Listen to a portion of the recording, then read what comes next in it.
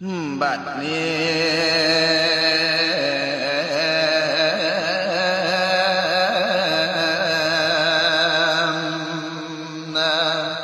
ประนมก่อนนบนิ้วกันยกใส่เกศาเสนาไลพระองค์พาพระธิดากษัตริย์แก้วโอ้ยพระองค์ไปกันไกลแล้วเสนาไล